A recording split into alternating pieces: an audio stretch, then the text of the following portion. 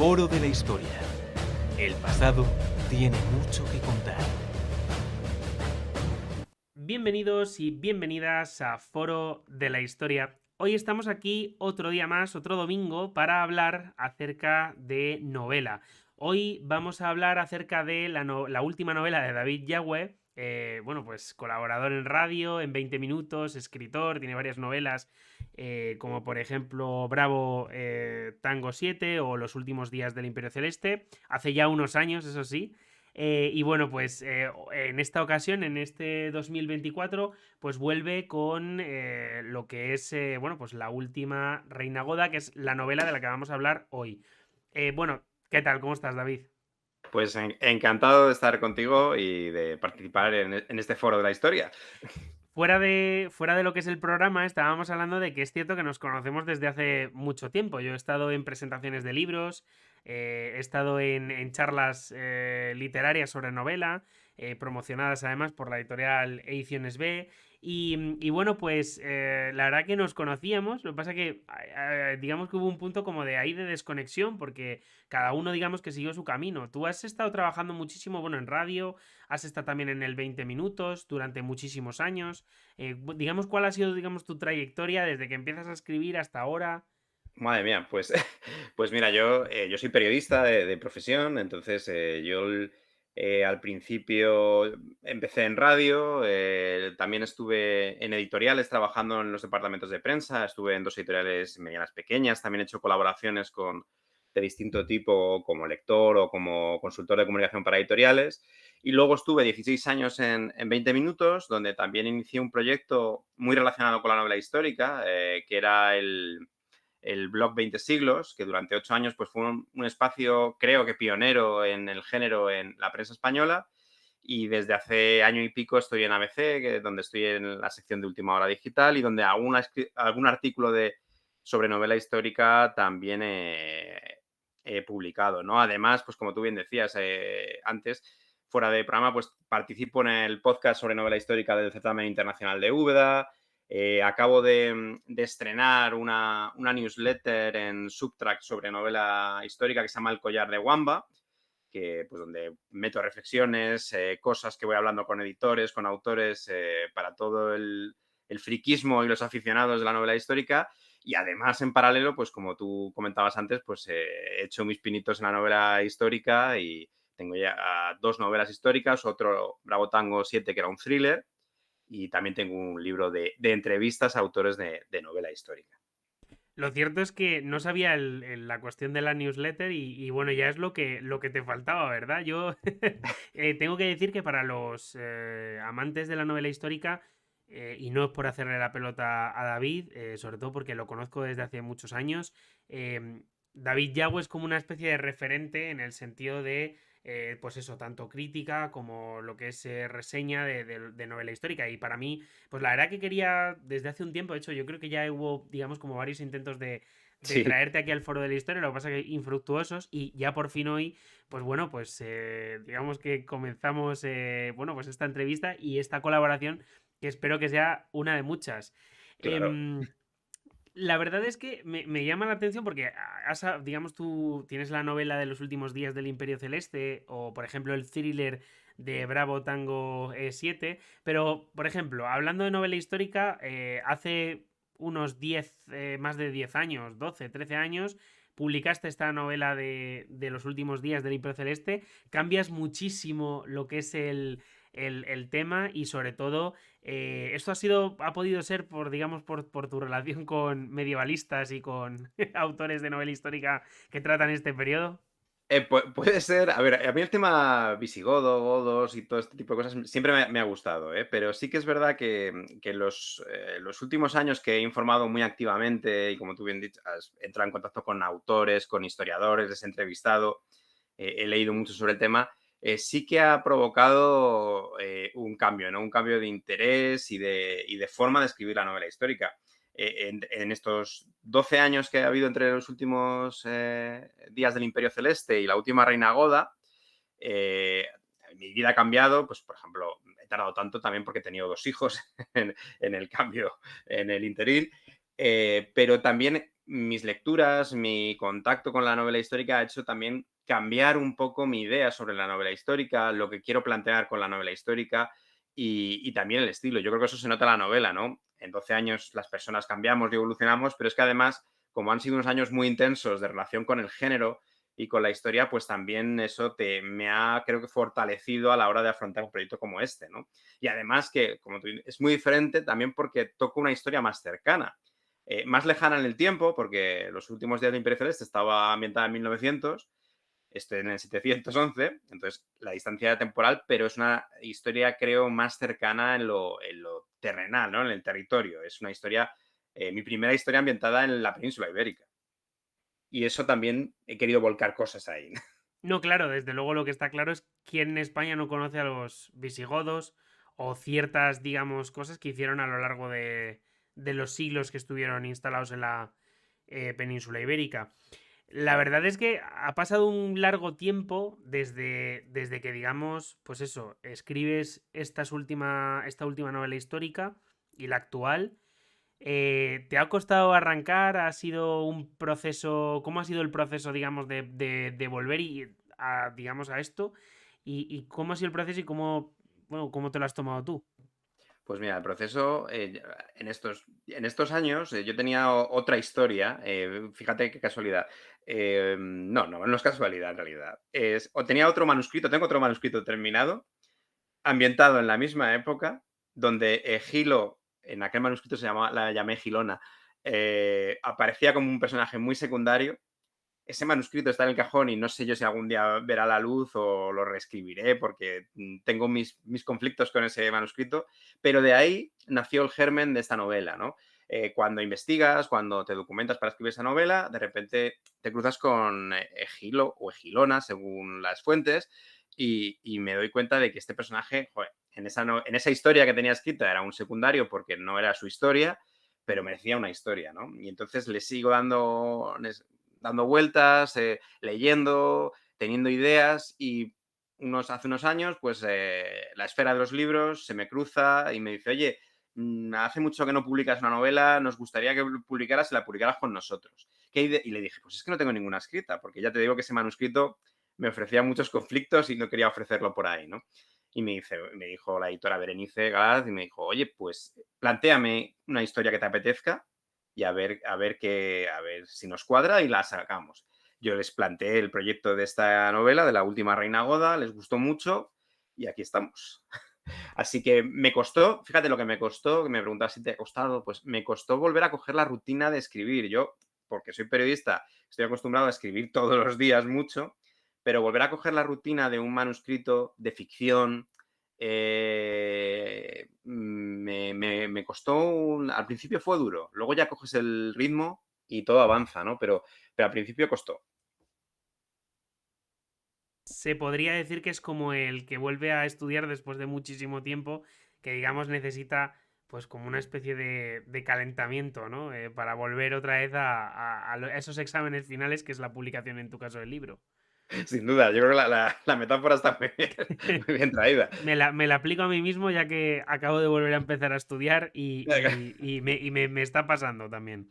Lo cierto es que la etapa del reino visigodo es realmente interesante. Yo personalmente, y de hecho esto es una cosa que me gusta y por eso me gustan, por ejemplo, autores pues tan interesantes como Santiago Castellanos o por ejemplo José Zoilo, hablan de periodos prácticamente en donde de descomposición de estructuras políticas, voy a decirlo así, ¿no?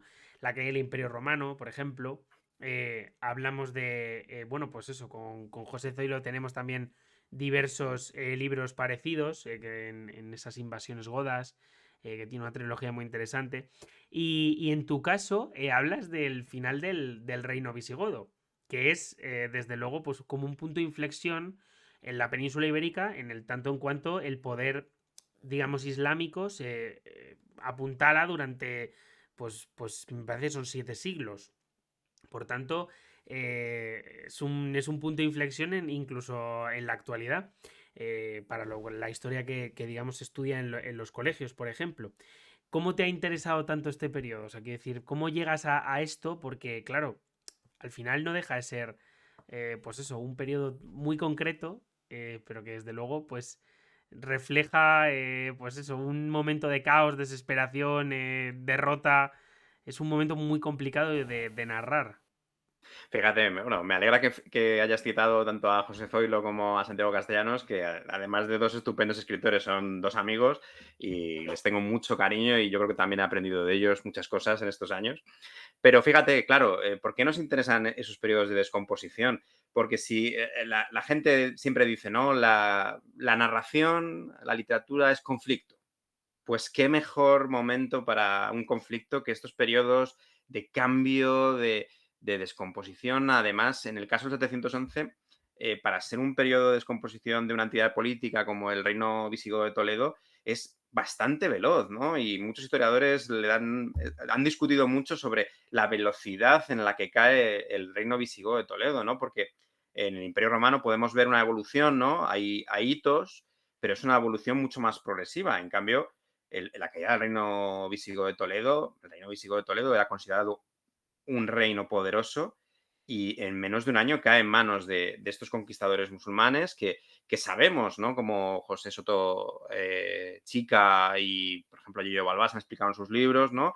Que era un ejército muy profesional, pero numéricamente no eran tan poderosos como para provocar una derrota tan absoluta del reino visigodo de Toledo, ¿no? También sabemos que había conflictos internos, que había vivido pestes recientemente el reino visigodo de Toledo, pero todo junto puede ser explicable, pero, pero es llamativo, ¿no? A mí me parecía muy interesante para narrar en novela cómo vivieron aquellas gentes un periodo tan rápido, ¿no? Yo creo que el mundo medieval y el alto medieval no estaban acostumbrados, como hoy en día nosotros sí estamos acostumbrados a cambios muy radicales, muy rápidos, muy veloces, en aquel tiempo no creo que fuera tan frecuente, ¿no? Y esta gente de la península ibérica, en cuestión de un año, pasan de ser un reino cristiano, católico, visigodo, con el derecho romano bien inserto, con las modificaciones que hicieron en los concilios los visigodos, ¿no? Bien estructurado, a estar dominados por una nueva entidad política, que era el Islam, cuyo rey o cuyo califa estaba en Damasco, estaba lejos, con una religión, con una lengua nueva, y eso fue muy rápido, ¿no? Entonces, para mí me parecía muy novelesco, ¿no? Muy interesante tratar de imaginar de forma literaria cómo se vivió aquel proceso tan veloz. Como indica el nombre de la novela, bueno, pues vamos a hablar de la última reina goda, que es Egilo. Es verdad que de Rodrigo sabemos bastantes cosas porque al final, pues bueno, es el último rey, muere en la batalla de Guadalete, sabemos que se tiene que enfrentar a una serie de revueltas. Lo cierto es que los cronistas cuentan un poco cómo habían sido esas luchas intestinas durante esas décadas entre la nobleza visigoda, ¿no? Pero ¿qué sabemos de Gilo, que es la protagonista al final de esta novela? Pues fíjate, sabemos pocas cosas, pero lo que sabemos es muy llamativo. Bueno, lo que creemos saber. Ahora me explico un poco, ¿no? Egilo, como el título del libro dice, es la última reina goda de Toledo, pero también es la primera señora del Al-Ándalus, ¿no? ¿Por qué? Porque, bueno, la historia nos dice que después de enviudar de Rodrigo, es, no sé, cogida como cautiva por los musulmanes y es casada con el hijo del conquistador de la península, el famoso Musa, se casa con Abdelaziz y Abdelaziz es el primer wali, primer gobernador de la parte islámica de la península ibérica cuando Musa y Tariq son reclamados por el califa en Damasco y abandonan la península, ¿no? Entonces, tiene una dicotomía muy interesante. Es la última, pero también es la primera, ¿no? ¿Y qué sabemos de ella? Pues bueno, hay algunos datos, pues sabemos que debía ser de una familia aristocrática de la zona de Córdoba, de la Bética, que algunas crónicas dicen que estaba emparentada con la familia del anterior rey de Bítiza, que además, bueno, el cambio entre Bítiza y Rodrigo fue bastante turbulento y de hecho hay una sensación de guerra civil que no sabemos si llegó a ser guerra, pero sí de conflicto entre la familia de Bítiza y Rodrigo, con lo cual yo entiendo, pero es fantasía porque no tengo una evidencia de que este enlace pudo venir de un intento de acercar a las dos familias y luego sabemos pues que es la reina de Rodrigo. Ahí ya tenemos pocos datos de ella porque el protagonismo se lo lleva a su marido, y después tenemos referencias de su poco tiempo como esposa de Abdelaziz. Y fíjate, aquí otra cosa que me llamaba mucho la atención es que tanto las crónicas islámicas como la crónica del 754, que es la cristiana más cercana, coinciden en verla como una mujer muy ambiciosa, que comió la cabeza a Abdelaziz, que por lo que le describen parecía un calzonazos, ¿no?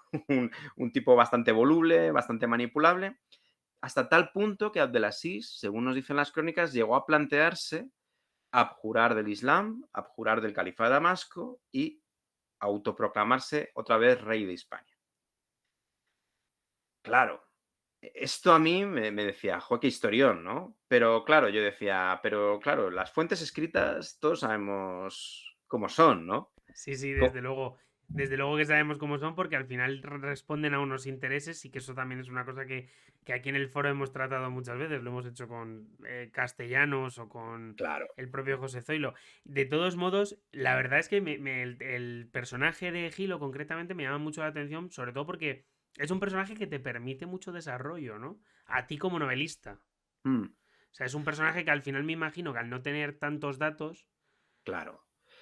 Es muy jugón, ¿no? Como diríamos en el baloncesto, ¿no? Porque te deja mucho margen, ¿no? Y además, pues lo que te decía, ¿no? Yo que no quería cambiar lo que la historia, lo que sabemos de ella, a grandes rasgos, pero también quería intentar decir, bueno, ¿y si no fue exactamente así, pero nos ha llegado a través de las crónicas así por un motivo? Que es un poco el desarrollo de la novela, ¿no? Entonces yo me planteé dos cosas que quizá lo alejaban de la típica novela de esta época, ¿no?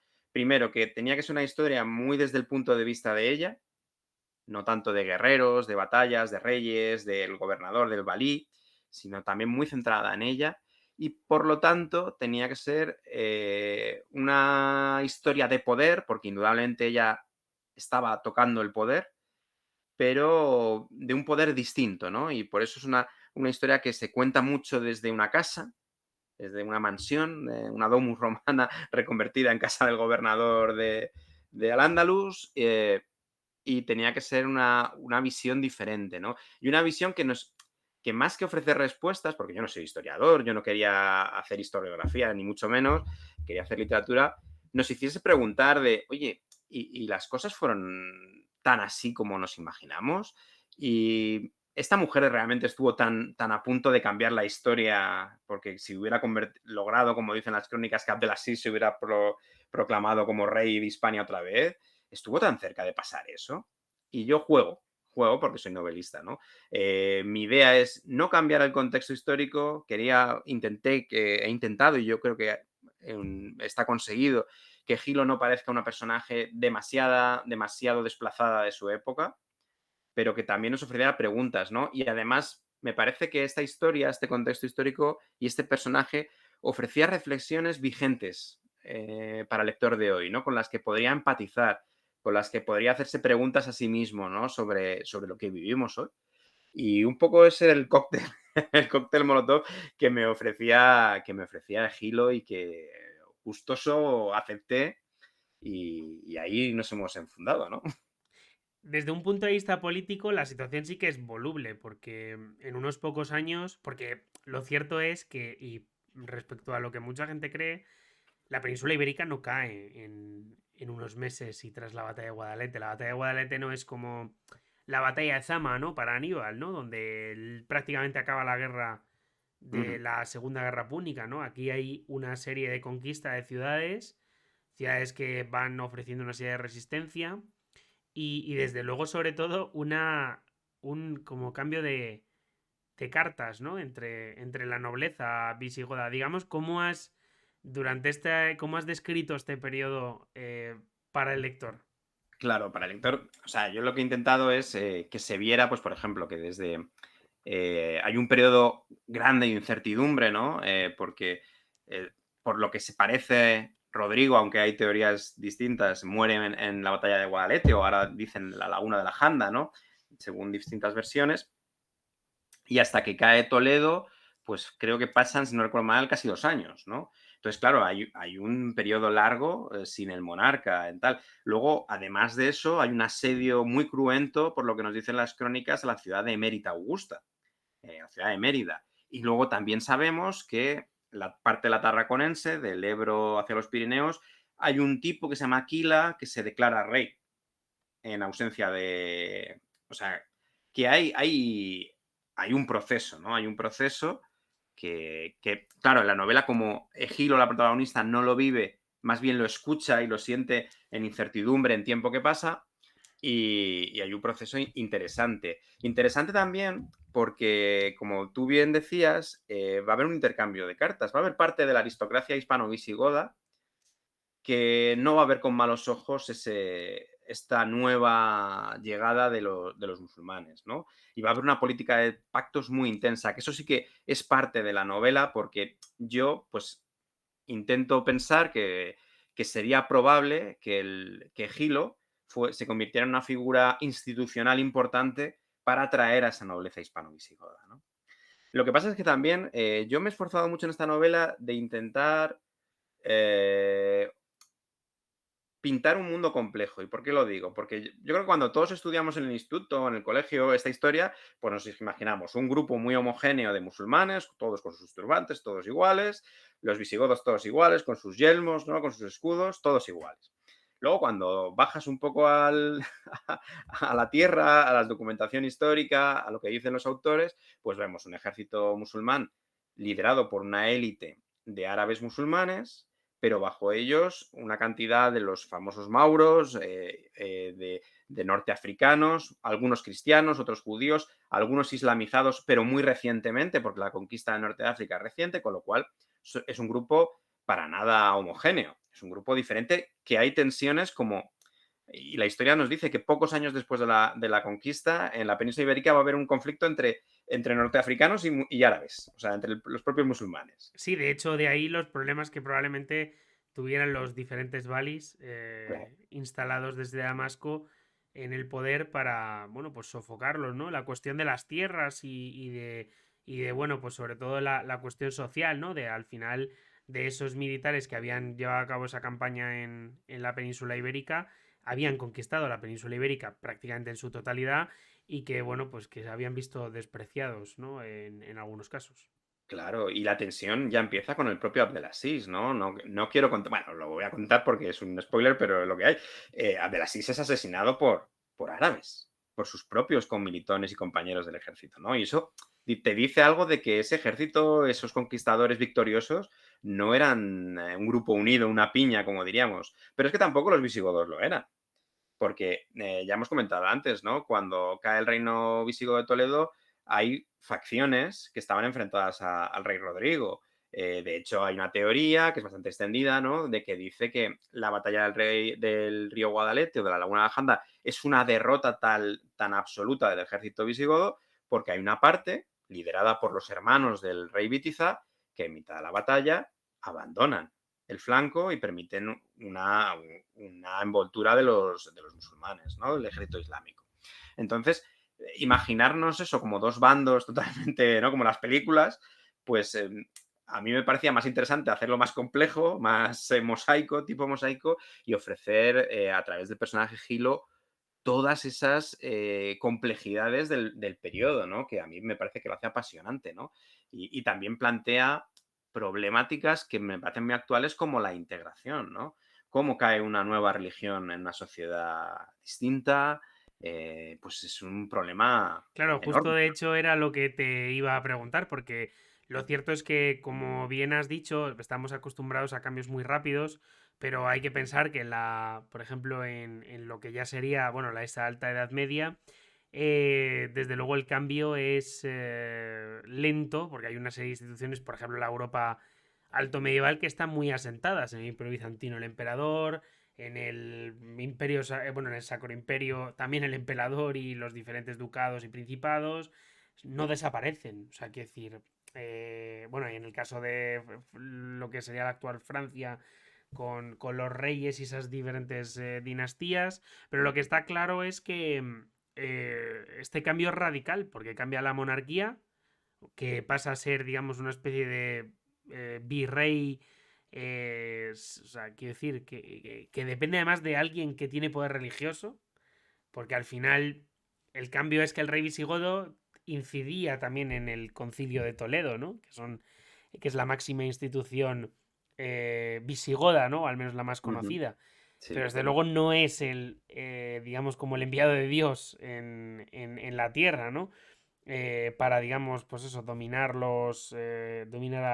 ese vasto territorio. Lo que está claro es que hay una serie de cambios.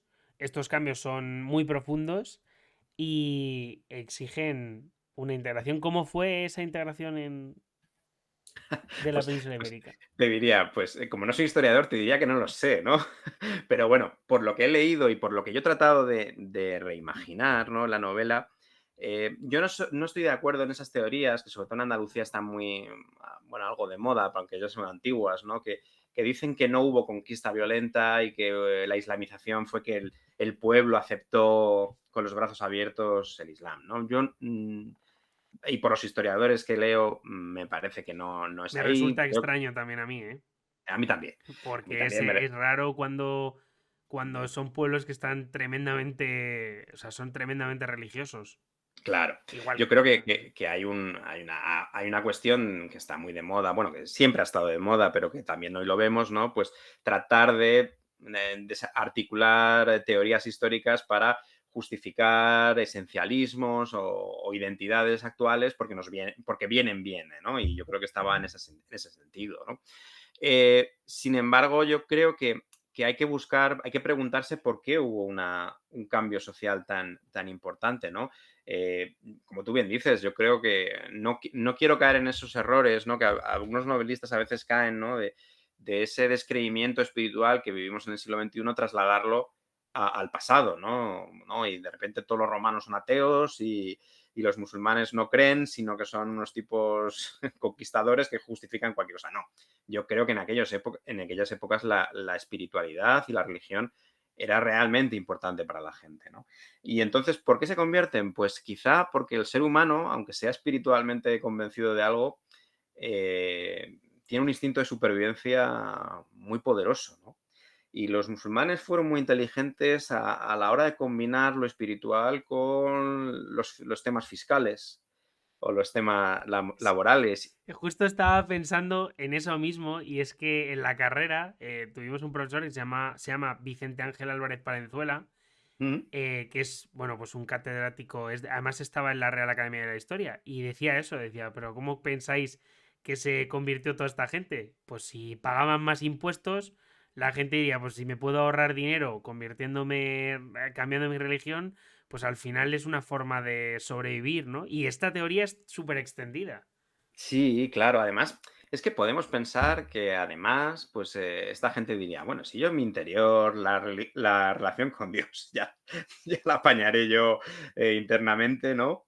Y bueno, y tampoco hay que olvidar que en el fondo, aunque para ellos al principio la llamarían pagana, una religión pagana, pues en el fondo son una religión de origen semítico, las llamadas religiones del libro, que que tampoco que tienen algunos fundamentos similares, ¿no? Es decir, les parecería raro, pero habría cosas que dirían, bueno, pues tampoco, no es que te cambiaran un dios único por un panteón complejísimo de dioses y diosas, ¿no? Al final, bueno, era un dios por otro, parecía que estaban interconectados.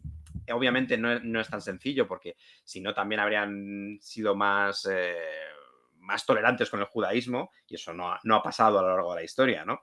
Pero sí que creo que la practicidad, el instinto de supervivencia y las políticas fiscales tuvieron mucho que ver con esta aceptación. Y también que la gente llana, el pueblo, vio como condes, como nobleza, pues por ejemplo tenemos los casos de Opas, el obispo de Hispalis, que era hermano del anterior rey, del rey Bitiza, que que se convierte en un siervo del nuevo poder político. Tanto es así que la leyenda nos lo sitúa con las tropas musulmanas en Covadonga, ¿no? O, por ejemplo, el conde Teodomiro, que dominaba una zona en Orihuela, por la zona de Orihuela, entre las que hoy son Alicante y Murcia, que es el primer pacto del que hay evidencia, ¿no? De un noble visigodo, hispano-visigodo, con Abdelaziz, ¿no? Y donde le dice, mira, básicamente en resumen, tú me dejas seguir gobernando mi terruño y yo declaro fidelidad a ti como valí y al califa de Damasco, que está muy lejos además y que no lo voy a conocer en la vida, ¿no? Entonces, el pueblo de repente ve que estos señores, la familia Casio, cerca de Zaragoza también, se convertía en los Banu Casi, que los señores pactan sin problemas con los nuevos amos. Y que además tienen ahí el tema fiscal, que si te conviertes o dices que te has convertido, y la conversión islámica es tan fácil como recitar una frase, pues te exoneran de impuestos, pues mucha gente diría, bueno, hay que vivir de algo. Le salía a cuenta, desde luego, sobre todo porque la vida era bastante más complicada que la actual, en Claro, términos claro. tanto de cosechas como cuestiones monetarias. Y bueno, ya la verdad que ya justo has hablado de la cuestión de los pactos y me llama la atención porque efectivamente, o sea, al final eran pactos entre los nobles que protegían su estirpe, ¿no? A él, a sus hijos, un territorio concreto durante X generaciones para luego integrarse dentro de ese territorio que posteriormente será el califato eh, independiente y luego, bueno, digamos ya lo que será el poder independiente a Damasco y luego posteriormente a Bagdad. Pero vamos, desde luego, esta época te da para mucho bueno, pues es una época donde el cambio está servido, ¿no? Mm. Por último, me gustaría, digamos, un poco más allá del contexto, me gustaría, bueno, pues un poco hablar de cómo crees que estas novelas pueden o a qué público pueden llegar y sobre todo, o para qué público lo hiciste tú principalmente. Mira, pues yo la verdad es que, como hablábamos al principio, después de tantos años de reflexionar y de ver novela histórica, pues voy teniendo una idea bastante definida de lo que a mí me parece la novela histórica y lo que no, ¿no? Yo creo que estas novelas, al igual que el cine histórico o que los cómics o que los videojuegos incluso, tienen un poder divulgador enorme. ¿Pero qué quiero decir con divulgador? ¿Que enseñen historia? No. No, creo que es un error decir, bueno, me he aprendido la historia de Escipión porque me he leído la trilogía de Santiago Posteguillo y que es estupenda, por cierto, y ya sé todo. No. Lo que has leído es una novela que igual te ha descubierto lo interesante que es Escipión, pero para saber sobre Escipión tendrás que recurrir a los historiadores, a los divulgadores, a la no ficción, ¿no? Cuando metemos el componente ficción, hay que ser cuidadosos. Y yo pretendo ser honesto, es decir, yo no soy historiador, yo soy novelista, y para mí la historia es materia prima para mi narración. Pero en primer lugar es narración, es decir, es ficción. Entonces, yo no sé cómo se sentía Egilo. No sé ni siquiera cómo hablaban, porque no tenemos evidencias de cómo era la expresión oral en aquellos tiempos. Tampoco sé cómo se sentía Abdelaziz, si realmente estaba enamorado de Gilo o no, o vaya usted a saber. Todo eso lo he imaginado, lo he construido poniendo como base la documentación histórica, pero he construido una ficción. Pero claro, yo creo que como estas ficciones jugamos con las emociones, tratamos de empatizar con el lector, el poder divulgativo es importante porque creo que hacemos atractivo, ¿no? Atractivo la historia y la gente cuando termina una novela diría, jolín, pues voy a leer a ver si todo esto que me ha plantado la novela realmente fue así o pudo haber sido así, ¿no? Porque yo creo que la novela también histórica habla mucho del cómo pudo haber sido en detalle. De muchos hechos históricos conocemos las grandes líneas maestras, pero no podemos bajar al detalle, ¿no? Y esa jugada, esa reconstrucción, pues nos queda muy bien a los novelistas porque tenemos imaginación para ello, ¿no? Público, pues fíjate, yo sé que la novela histórica en parte tiene un público muy fiel basado en los grandes frikis de la historia, ¿no?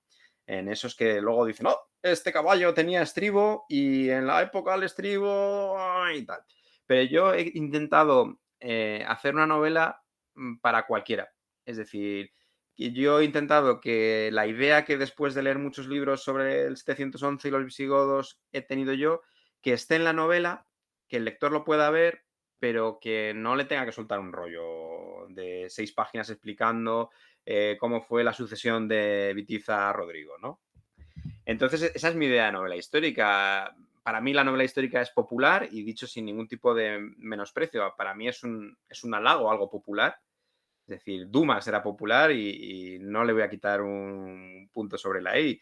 A mí también me gusta Robert Graves y Marguerite Yourcenar, pero también creo que eran populares a su modo, ¿no? Y he incidido mucho también en esta novela en tratar de hablar al lector actual. Y por eso, además de crónicas, no sé si te habrás dado cuenta que en el comienzo de las partes, en algunas partes son crónicas de la época, ¿no? Musulmanas, o la de 754, pero de repente meto una letra de una canción de Quique González. O una frase de la novela Sumisión de Michel Houellebecq. Y dirá, joder, pero si esto no tiene nada que ver. Pero igual lo que dice esa canción o esa frase de esa novela tiene mucho que ver con el espíritu o con la idea que hay detrás de la parte que viene, ¿no? Y es una parte que yo soy consciente de que estoy escribiendo para gente de hoy o como mucho de mañana. Y decía, ahí, ¿cómo se llama? Bueno, un historiador húngaro de cuyo nombre ahora no me acuerdo, hizo un estudio sobre la novela histórica, que la novela histórica que solo servía para recrear de manera fiel el pasado, solo podía interesar a anticuarios, que son los que se ocupan de encontrar cosas fieles al pasado, pero que la novela histórica tenía que hablar a la gente del momento en el que escribía, ¿no? Porque no tiene sentido. Y es verdad, yo no voy a escribir para gente del 711, no se me va a levantar Egilo allá donde estén sus restos y decir, oiga, David, esto se ha equivocado usted, mi relación con Abdelaziz no era como usted dice, ¿no?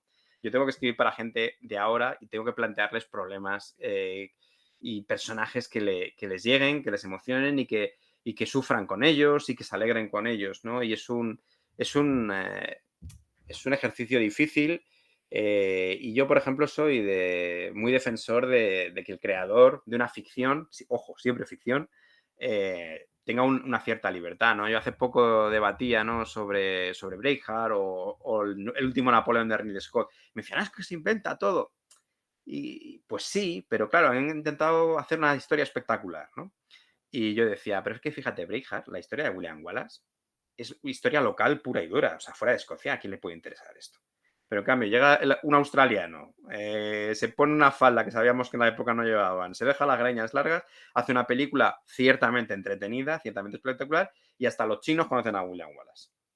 Pues ese es el poder de la ficción histórica, es en el que yo creo, pero también hay que decir siempre al lector, oiga, si quiere decir usted a sus amigos que ya conoce la historia, tiene que hacer un esfuerzo mayor que leerse la novela.